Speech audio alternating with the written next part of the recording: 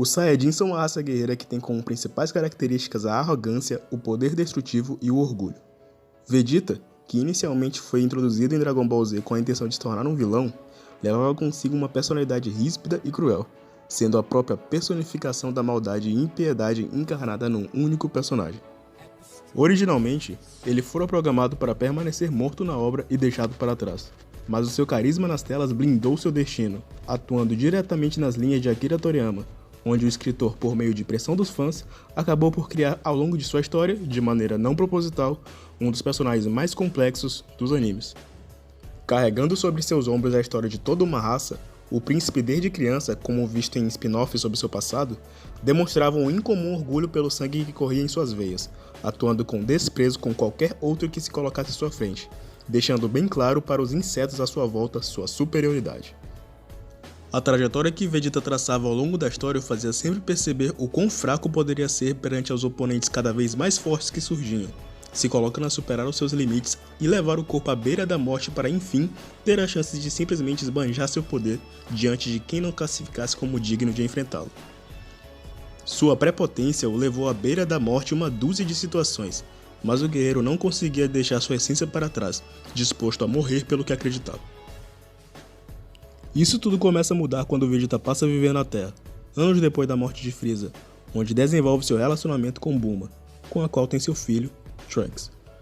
A pacificidade do ambiente em que vivia após a derrota do Imperador do Universo não lhe impediu de continuar treinando até despertar o Super Saiyajin,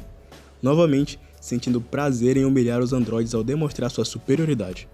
Essa necessidade de se afirmar, tanto para si mesmo quanto para os demais, o levou ao ponto de permitir que Cell evoluísse, o que posteriormente causaria a morte de seu filho, mesmo que de uma realidade alternativa. O apreço que sentira pelo garoto foi demonstrado da única maneira que ele sabia se expressar, a violência, irracionalmente partindo para cima de um oponente muito mais forte, como fora visto fazer na temporada Super, quando Bills agredira sua esposa.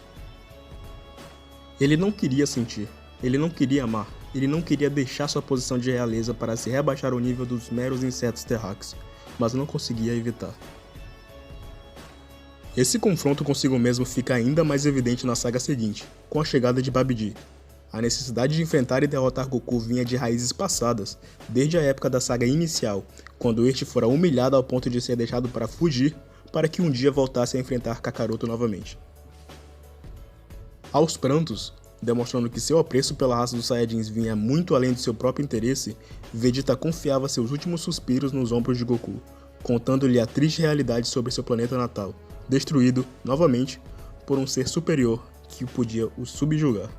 Deixando-se ser controlado pela maldade Majin, o sorriso sádico e satisfeito que o personagem demonstrara ao atiçar Goku para o combate revivia os fantasmas que ainda o atormentavam por ter abandonado sua verdadeira essência.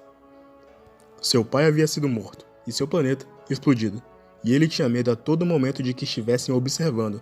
vendo que o que havia sobrado de sua raça tinha se adaptado a uma vida mundana e aborrecida. Ele se sentia bem ao matar, cheio de ódio, a quem nada se importava. Seu único desejo passou a ser uma luta perfeita, e via, na representação de Goku, um escape para provar que ainda era digno de sua cauda, e que seus antepassados poderiam descansar em paz sabendo que seus costumes e maneira de se comportar estavam sendo respeitados e prolongados pelo último verdadeiro Saiyajin. No entanto, entregue ao amor e sem resistir ao mundo que transformou em um novo homem, Vegeta se permitia dar o primeiro e último abraço em seu filho, dando verdadeiramente sua vida pelo que realmente agora importava, as pessoas que o amavam. Seu sacrifício significou bem mais que uma perda de tempo para Majin Buu. Ele havia garantido que, posteriormente, ao reviver todos aqueles que não eram malignos mortos por Buu, sua auréola fosse desaparecida. Mais que um personagem badass simples, Vegeta demonstra ao longo da obra uma série de camadas em volta de sua psique, que envolvem o medo de se tornar alguém que não honrasse seu sangue real, o orgulho do DNA presente em seu corpo e,